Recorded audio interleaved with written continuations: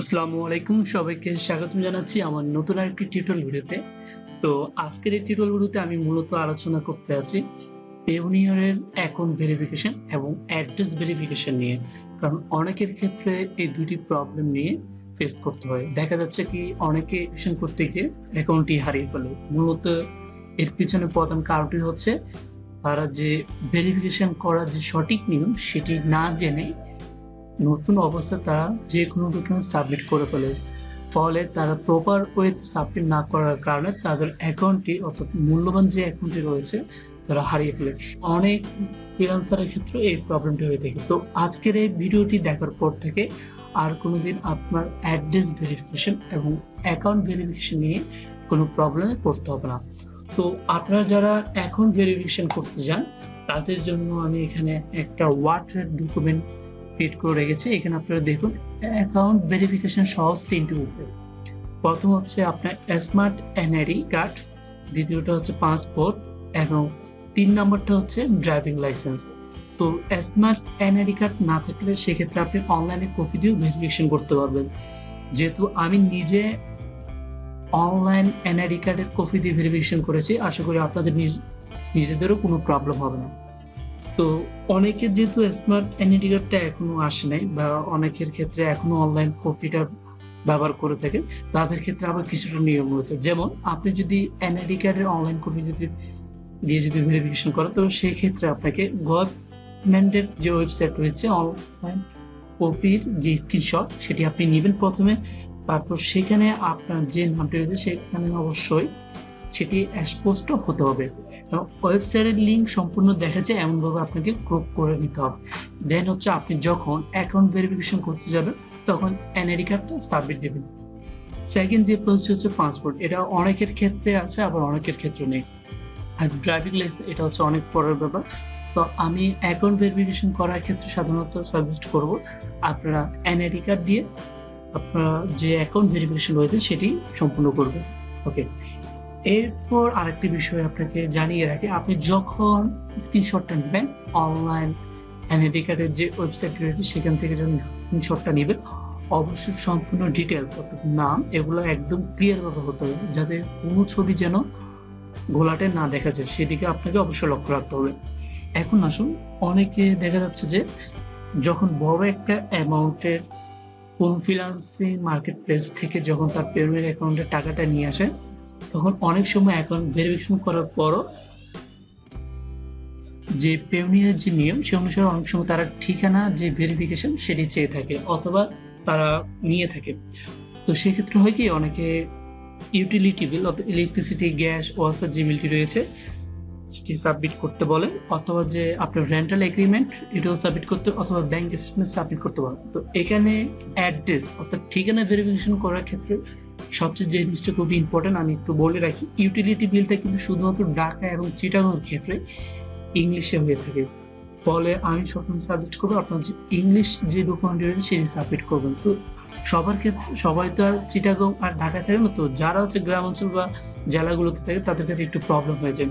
তো সেক্ষেত্রে আমি সবাইকে রিকোয়েস্ট করবো আপনারা যখন ঠিকানা বা অ্যাড্রেস ভেরিফিকেশন করতে বলবেন তখন অবশ্যই আপনার যে ডকুমেন্টটি সব সাবমিট করা ট্রাই করবেন সেটা হচ্ছে ব্যাংক স্টেটমেন্ট। আর এখানে ব্যাংক স্টেটমেন্ট সাবমিট করার ক্ষেত্রে যে বিষয়টি আপনাকে খেয়াল রাখতে হবে, আপনি যখন ব্যাংক স্টেটমেন্ট সাবমিট করবেন অবশ্যই আপনার পেওনিয়ার অ্যাকাউন্টের যে অ্যাড্রেসটি রয়েছে এবং ব্যাংক স্টেটমেন্টে অর্থাৎ আপনার যে ব্যাংকে যে অ্যাড্রেসটি দেওয়া রয়েছে আপনার ঠিকানা সেটি অবশ্যই হুবহু মিল থাকতে হবে আর অবশ্যই নামটি মিল থাকতে হবে। এর জন্য আমি আপনাদেরকে সাজেস্ট করব আপনার যখন পেওনিয়ার অ্যাকাউন্ট খুলবেন অবশ্যই নিজের ইনফরমেশন দিয়ে খোলার ট্রাই করবেন যদি আপনার এনআইডি কার্ড থেকে থাকে। আর যদি আপনার বাবা মায়ের এনআইডি কার্ড দিয়ে খুলেন তবে তার নামে যদি কোনো ব্যাকগ্রাউন্ড থাকে তাহলে খুব একটা অসুবিধা হবে না আশা করি। তো আপনারা যখন ঠিকানা ভেরিফিকেশন করতে যাবেন অবশ্যই ব্যাংক স্টেটমেন্ট সাবমিট করবেন আর অবশ্যই মাথায় রাখবেন যে ব্যাংক স্টেটমেন্টটি সাবমিট করতে যাচ্ছেন সেটি আপনি যে তারিখে সাবমিট করবেন সেই তারিখ থেকে 3 মাস অর্থাৎ 3 মাস আগের টোটাল যে ইনফরমেশনগুলো সেই স্টেটমেন্টে অবশ্যই থাকতে হবে।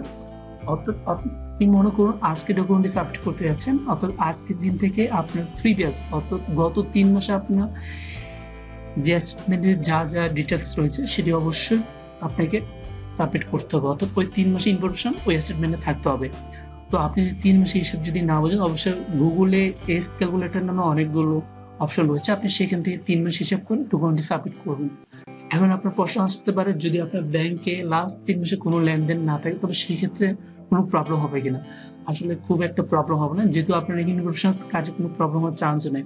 কারণ হচ্ছে আপনি, তারা মূলত ব্যাংক স্টেটমেন্টটা দেখবে, তাদের যে অ্যাড্রেস অর্থাৎ পেনের যে অ্যাড্রেস এবং আপনার যে ব্যাংক স্টেটমেন্টের অ্যাড্রেস সেটি মিল আছে কিনা এবং নামটা মিল আছে কিনা, আর সেই সাথে ট্রাই করবেন বার্থডে যে ডেটটা সেটাও ম্যাচিং করে রাখার জন্য। ঠিক আছে, তো এই বিষয়গুলোর দিকে আপনারা অবশ্যই যথেষ্টভাবে মনোযোগ দিবেন যারা ঠিকানা ভেরিফিকেশন করতে গিয়ে অ্যাকাউন্ট হারিয়ে ফেলে। তো আমি যে আজকে যে নিয়মগুলো বললাম এই নিয়মগুলো যদি আপনারা ফলো করেন তাহলে আশা করি আর কোনো প্রবলেম হবে না। এরপরে যদি কোনো প্রবলেম থেকে থাকে তাহলে অবশ্যই এই ভিডিওর যে কমেন্ট বক্স রয়েছে সেখানে আপনারা কমেন্ট করে জানাবেন, আমি অবশ্যই আপনাদের কমেন্টে রিপ্লাই দিব। আর এইখানে আরেকটি বিষয় আপনাদেরকে জানিয়ে রাখি, অ্যাকাউন্ট ভেরিফিকেশন আর অ্যাড্রেস ভেরিফিকেশন কিন্তু সেম না। অ্যাকাউন্ট ভেরিফিকেশন হচ্ছে আপনি যখন কোনো নতুন অ্যাকাউন্ট খুলতে যাবেন, হয়তো তখন আপনি সম্পূর্ণ ডিটেলস সাবমিট না করতে পারেন সময়ের অভাবে বা ইচ্ছে করে, বাট চেষ্টা করবেন অ্যাকাউন্ট শুরুর দিকে আপনি সবগুলো ইনফরমেশন সাবমিট করার জন্য। কারণ পরে যখন আপনি কোনো লেনদেন করতে গিয়ে যখন অ্যাকাউন্ট ভেরিফিকেশন করতে যাবেন তখন অনেক সময় প্রবলেম হয়ে থাকে। আর অ্যাড্রেস ভেরিফিকেশন তখনই চেয়ে থাকে যখন কোনো একটা বড় অ্যামাউন্টের লেনদেন করতে যাবেন, তাদের কাছে একটু রং মনে হবে বা তাদের যে রুলস অনুযায়ী আপনাকে ঠিকানাটা সাবমিট করতে বলবে।